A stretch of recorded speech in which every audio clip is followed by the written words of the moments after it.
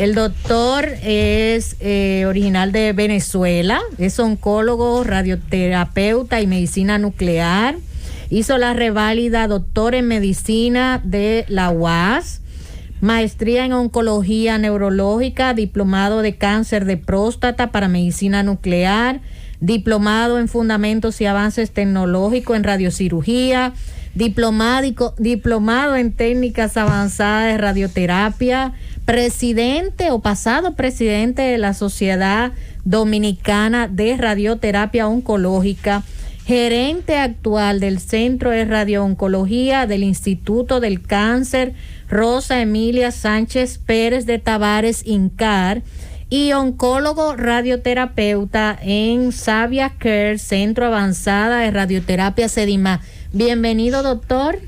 Gracias, doctor Almonte, doctor Ureña, doctor García, por la invitación. Para mí es un verdadero honor poder estar nuevamente acá en La Receta, sobre todo pues en este mes donde uno generalmente pues habla sobre la concientización sobre el cáncer de mama, entre otros. Sí, claro que sí. Bueno, para nosotros es un placer, doctor, porque sabemos que las estadísticas del cáncer de mama en la mujer cada día van en aumento. Entonces, cuando nosotros pensamos en radioterapia, generalmente nos da escalofrío a todo el mundo. ¿Cómo es eso? Porque la radioterapia solamente es una técnica dirigida a matar a las células cancerosas, pero también mata a las células normales, ¿o me equivoco? No, yo le agradezco mucho esta pregunta para poderla definir. Y sí, tiene razón, la radioterapia destruye por supuesto las células tumorales, pero también destruye las células normales, las células sanas.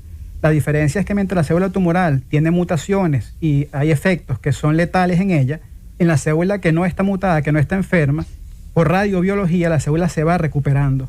Por eso es que a veces cuando prescribimos tratamiento, por ejemplo, decimos su tratamiento es de lunes a viernes por 30 sesiones, por poner un ejemplo, a veces dicen, pero sábado y domingo no trabajan. No es que no trabajemos, es que por efecto de radiobiología tenemos que dejar que ese paciente descanse y no podemos dar continuo sesiones durante 30 sesiones.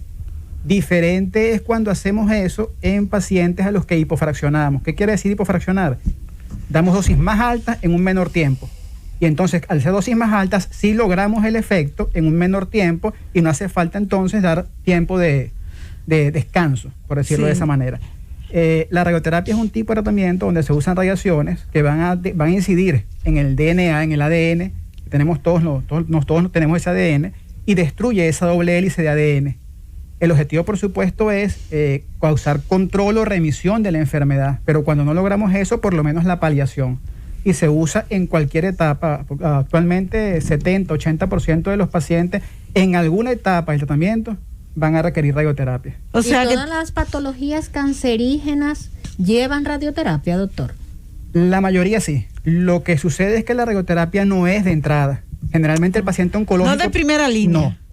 El paciente oncológico generalmente primero pasa por el oncólogo clínico o el cirujano oncólogo.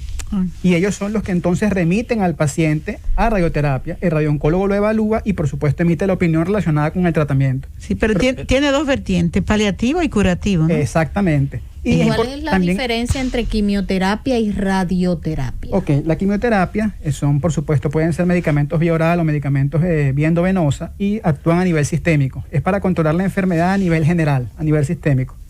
Por supuesto, cuando administran quimioterapia, debido a la circulación, pasa por todo el organismo y se encarga entonces de actuar en aquellas células que podrían estar dispersas por el organismo.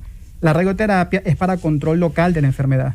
Ella va a actuar solamente en la zona que estamos irradiando. Por consiguiente, los posibles efectos secundarios o las posibles toxicidades se relacionan con la zona que estamos irradiando. Entonces, en el cáncer de mama, por ejemplo, que es el mes que nos ocupa, no se usa, a veces, yo he visto en otra patología, que se da quimio para reducir el tumor y después, entonces, la cirugía. ¿No se hace lo mismo con la radioterapia? Sí, sucede lo mismo. Específicamente en mama, que cuando el paciente es evaluado, por supuesto, también depende de la lesión, depende del tamaño de la mama. Generalmente el paciente puede recibir quimioterapia neoadyuvante, que es un procedimiento previo a un procedimiento radical, como es la cirugía, buscando que esa lesión disminuya de tamaño. Una vez que la lesión disminuya de tamaño, lo ideal sería, si es posible, la cirugía preservadora de la mama. Sí. Al hacer la cirugía preservadora de la mama, dependiendo, por supuesto, de esa patología, esa anatomía patológica, el paciente podría requerir entonces radioterapia. La mayoría de las veces, al ser una cirugía conservadora, y son estadios, por ejemplo, 2B, por poner un ejemplo, un tumor que tenga entre 2 y 5 centímetros, que tenga un ganglio positivo, y va a cirugía, cuando es conservadora generalmente van a radioterapia, por ser preservadora de la mama. Cuando son cirugías radicales, existe la posibilidad de que esa paciente no requiera radioterapia una vez realizado el procedimiento, pero eso lo decide la pieza quirúrgica, el reporte que nos da. ¿Cuándo estaría contraindicada la radioterapia en un paciente, obviamente, y cuál entonces otra alternativa le pudiera brindar el oncólogo? Realmente contraindicada no estaría. Tenemos mayores factores de riesgo para ese paciente. Por ejemplo, un paciente que estemos irradiando de cabeza y cuello, que tenga recurrencia de la enfermedad, haya recibido quimioterapia, cirugía, radioterapia, y la enfermedad recurra, pues entonces ya tenemos el riesgo de que es una zona que se irradió. Y tenemos la dificultad de que haya un estallido carotidio, por ejemplo. Uy, sí. Estallido que también podría presentarse si el tumor invade la carótida. Pues entonces son riesgos que uno va asumiendo y que uno tiene que ir evaluando conforme revisa el caso. Pero es importante señalar que todos los radiooncólogos, cuando vamos a prescribir dosis, tenemos, por supuesto, pautas y tenemos histogramas, dosis, volumen, curvas, que nos permiten definir qué dosis está recibiendo cada órgano y la dosis de tolerancia que ese órgano tolera. Todos los órganos pueden recibir radiación. Lo que pasa es que no pueden recibirla en la misma dosis. Sí, porque depende de la anatomía. Por ejemplo, ahora que usted menciona cuello, es una zona muy vascularizada y a veces entonces sí, puede haber complicaciones, ¿no? Sí, puede haber mucha sintomatología. Lado. El paciente generalmente presenta dificultad, podría presentar molestias para tragar. Eso no quiere decir que no pueda tragar, sí puede tragar, pero por supuesto presenta esas molestias y los radiooncólogos estamos en capacidad de indicar los medicamentos necesarios para que el paciente durante el tratamiento la sintomatología mejore.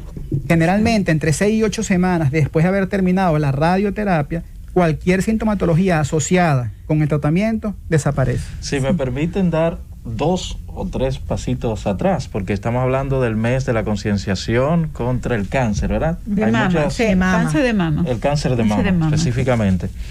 Tenemos adolescentes que escuchan el espacio y quizás algunos tengan la inquietud de... Lo he escuchado, pero bueno.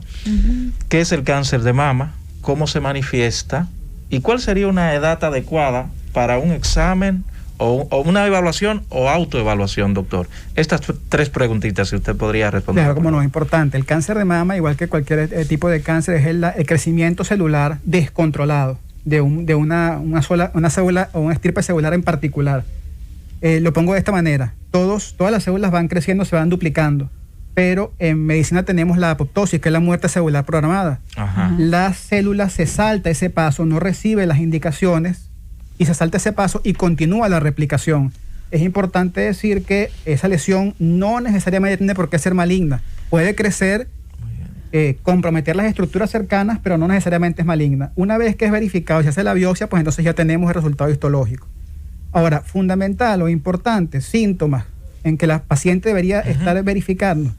Que haya retracción del pezón, secreción por el pezón, que haya algún bulto en la mama. El autoexamen mamario es 100% recomendable. Cada vez que la paciente pueda, una vez posterior a la menarquia, la paciente, por supuesto, tiene que palparse cada cierto tiempo, mensualmente, tiene que palparse para ver si las mamas tienen alguna induración, algún bulto, retracción del pezón, secreción, algún dolor, si son, no son uniformes, y entonces acudir para el ginecólogo o el mastólogo para que haga la evaluación y solicite los estudios pertinentes, que pueden ser, por supuesto, antecedentes familiares también, que eso es importante. Para el pueblo llano, después de formarse la muchacha, ¿verdad? Sí, hablaba de la menarquia y todo esto, pero para el pueblo llano, después de formarse. Después de formarse. Sí. Oye, es importante este señalamiento del doctor, porque realmente estamos viendo, bueno, yo tengo la oportunidad de trabajar en una unidad de cardio-oncología y vemos cómo hay elevados casos de pacientes jóvenes. O sea, recordar por favor la población que la presencia del cáncer, lastimosamente, incluso sin antecedente familiar, he visto casos, o sea que es importante el examen, pero también si usted tiene historia familiar, lo correcto es que se haga una evaluación temprana. Es como las enfermedades cardiovasculares, que también quiero señalar porque quizás nosotros como cardiólogos traemos a los oncólogos. Precisamente ya desde hace unos años las unidades de cardio-oncología han crecido a nivel mundial, en nuestro país, ¿por qué no? y es precisamente porque muchas de las antineoplásicos o medicamentos o radioterapias que se utilizan para los pacientes oncológicos pudieran afectar el sistema cardiovascular. Esto no quiere decir que se va a dejar a un lado el tratamiento antineoplásico o para el tumor, sino que se hace en conjunto, o sea, un equipo multidisciplinar donde está el oncólogo, hematoncólogo, cardiólogo, el cirujano, el nutricionista, el psiquiatra. Señores, recordemos el apoyo psicológico tanto al paciente como a la familia, y esa unidad, donde hay unidades de apoyo para los pacientes oncológicos, es lo correcto a llevar el paciente para un manejo de cáncer. Yo quisiera saber, doctor, básicamente, ¿cómo andan las estadísticas en nuestro país en relación a lo que es el cáncer general? Quizás, ¿cuál es el más frecuente que se está dando en nuestro país? Porque tenemos que hablar de nuestra población. En hombres y en mujeres, ¿no? Sí. Hay publicaciones. Globocan es el Observatorio Global del Cáncer, que es una plataforma que es del Centro Internacional de Investigación del Cáncer, es un brazo de la Organización Mundial de la Salud. Y lo que reporta para República Dominicana, por lo menos en el 2018, fueron 17.000, casi 18.000 casos. De esos casi 18.000 casos, la mayoría son cáncer de mama. En República Dominicana el más principal cáncer en femeninas es cáncer de mama. En hombres es cáncer de próstata. Si uno revisa las estadísticas de Globocan, entonces nos damos cuenta que el segundo sería pulmón en ambos casos, colorecto y pulmón. Ahora bien, ha disminuido, doctor, el del pulmón, ahora con la disminución, entre comillas, del tabaquismo en adultos. No es que haya disminuido, es que realmente sí se ha creado concientización, pero aparece generalmente cuando hay la sintomatología, y cuando hay la sintomatología, pues ya un estadio avanzado. Exactamente. Doctor, ahora, sí se ha presentado y se trabajan en unidades funcionales, como usted lo dice. Claro. La radioterapia no solamente se aplica para el paciente oncológico. También yo he visto a pacientes que se le ha indicado con fines analgésicos. ¿Cuál es la diferencia entre una terapia para un cáncer y para un paciente que tiene un dolor intratable a todo tipo, y resistente a todo tipo de medicación? ¿No? Eso es muy interesante, porque no solamente es, como usted dice, en tratamientos en pacientes oncológicos, también lo hacemos en condiciones que son benignas. Por ejemplo, dolor. Hay pacientes que tienen bursitis que no han respondido al tratamiento y el paciente entonces es llevado a dosis bajas de radioterapia, o espolones calcáneos, se usaba mucho anteriormente, no se metía al paciente a cirugía, al paciente se le irradiaba el espolo, se le irradiaba la zona, el talón, y lo que se buscaba era crear una especie de capa para que el tejido fibrótico impidiera que ese dolor continuara o disminuyera. Sin embargo, sabemos que el procedimiento pues es quirúrgico, ¿no? Ahora, en pacientes que no se someten a cirugía, esa es una opción. También se hace en pacientes con queloides, cicatrices queloideas. Pacientes que van a cirugías estéticas, por ejemplo, o cirugía postmastectomía, y hacen queloides. A esos pacientes los irradiamos también con radioterapia superficial o con electrones, de manera que la profundidad no afecte otros órganos y nada más nos quedemos en piel. O sea, la dosis no es lo mismo. No, para nada. O sea, no es lo mismo. Y cuando hablamos específicamente de dolor, pero dolor, por ejemplo, oncológico, anteriormente al paciente lo clasificábamos en estadio 4 y ya. A ese paciente estadio 4, pues muchas veces decíamos, el tratamiento es paliativo. Eso evolucionó considerablemente y actualmente en radioterapia hablamos de SBRT, que es una técnica avanzada, donde podemos dar dosis muy, muy altas en una zona en particular, buscando que esa lesión, ese dolor disminuya y la lesión se controle. Pero son pacientes considerados oligometastásicos. No es que todo paciente, es decir, con 1, 2, 3 metástasis, no que tengamos un paciente con enfermedad ósea múltiple y entonces le vayamos a proponer un tratamiento que no es el apropiado para él. O sea, son... Vámonos a una pausa, regreso, conversamos